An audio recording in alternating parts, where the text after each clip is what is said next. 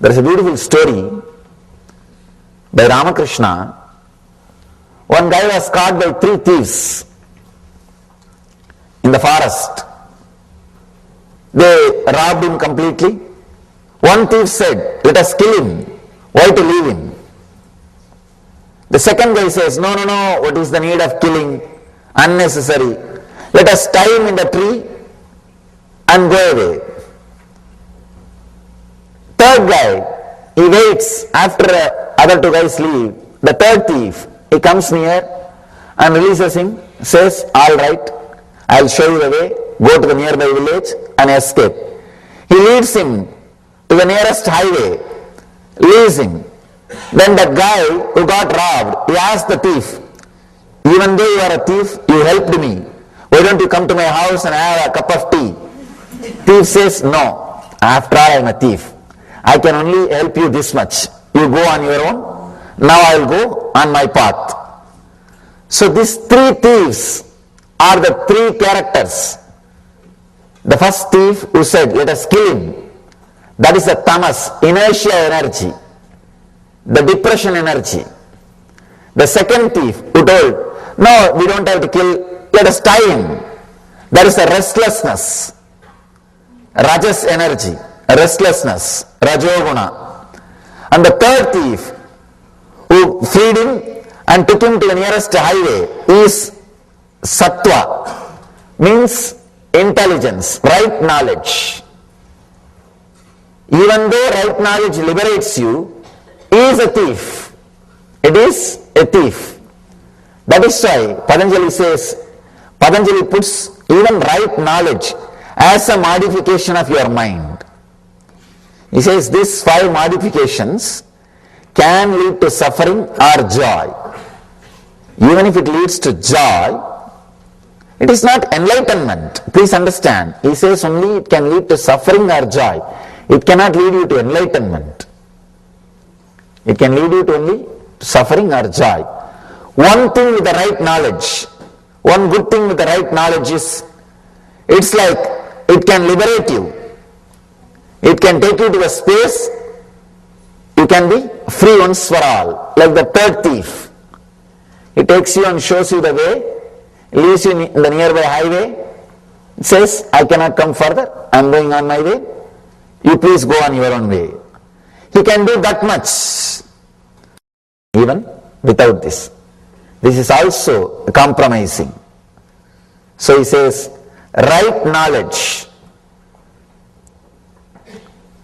Second thing is wrong knowledge.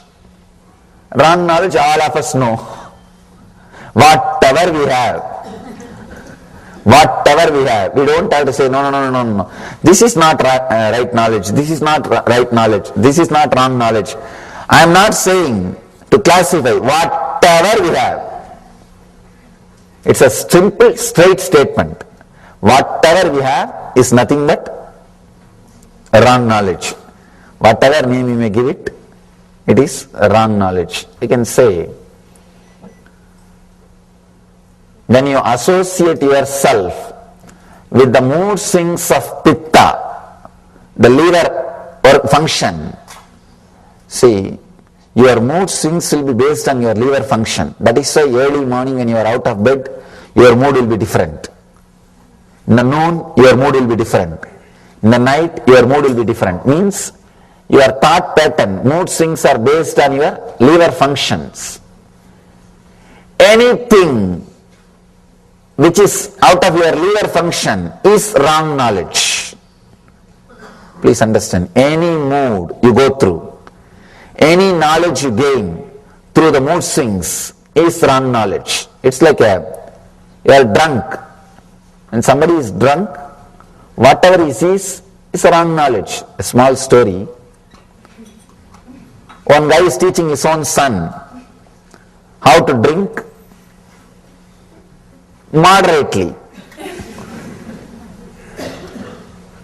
He thought, if I don't teach, his friends will teach him. If I teach, at least I can say where to stop. At least he will be in control.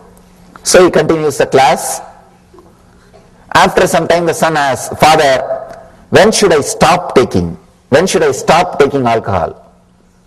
The father says, see at the opposite table, 4 people are there.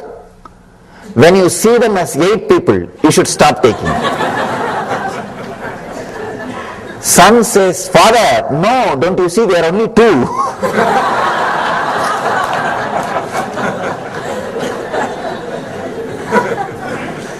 So anything based on your pitta, means liver function, is wrong knowledge.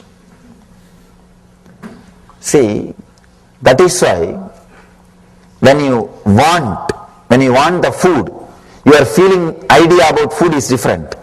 After you finished eating, suddenly your mood, your idea about food is different. Same way with the lust. When you want the experience, your idea about the other person, your idea about the beauty, your idea about lust, everything is different. When you are finished, suddenly the idea about the other person, idea about the lust, idea about the act, everything is different. So knowledge based on your body hormones, same way taste, food or physical touch or anything, before having, your idea is different. After having, idea is different. It just changes. So anything based on the hormone, the pitta, is wrong knowledge. It is wrong knowledge. But people enjoy wrong knowledge. Please understand, really. They enjoy wrong knowledge. They don't want to be the right knowledge, because the right knowledge sometimes hurts you. Really. It constantly reminding you to get enlightened. It's like a constant nagging. Get enlightened, get enlightened, get enlightened. You just want to switch it off. That is why so much of alcohol, understand, so much of alcohol in the humanity, why you know? Right knowledge awakens spiritual seeking in you, which is very costly. Your whole life will be different. You have to enter into a new zone, new space, which is risky. You may not know about that new zone. So you want to be in your old cozy field. You say, no, forget about it. This house is enough, this wife is enough, this car is enough, this office is enough, let me run. You are afraid to enter into that zone of seeking, because seeking is such, it will just take away your whole life. It is internal tsunami. It just changes you. Nothing else is required. You are new. You are washed. You are fresh. Whatever needs to be taken away from you, leaves you. Only whatever needs to be left is left. It's a very powerful internal tsunami. When you are afraid of that, the right knowledge means reality always leads you to seeking. In the world, there are only 2 categories. One, seekers. Another one, people who are addicted. That's all. You can't be between. Either you have to be a seeker or you have to be addicted. Because you have to escape from the right knowledge. You have to put that off. You have to switch it off. You have to divert yourself. You can't be constantly in the right knowledge. Because right knowledge constantly asks you to seek further, seek further, seek further. It doesn't let you rest. It doesn't say, no, you can lie down, I will come tomorrow. No.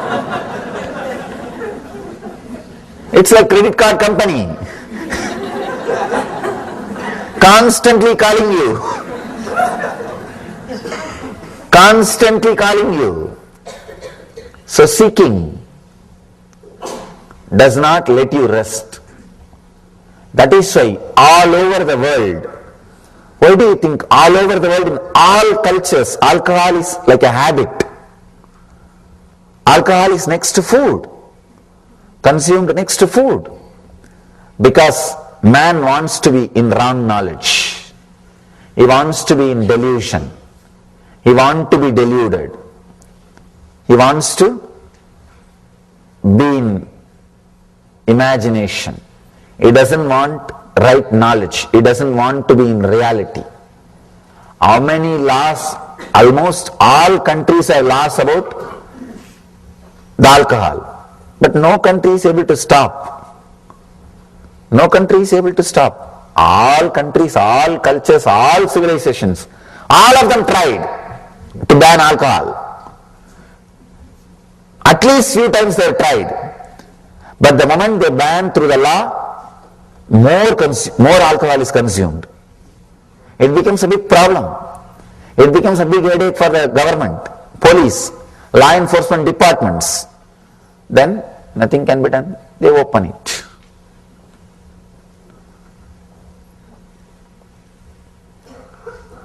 There is only one thing which can liberate human beings from alcohol.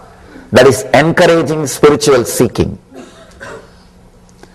Just like we have so many insurances, we should create one more insurance. If you are doing spiritual seeking and lose something, they are insured.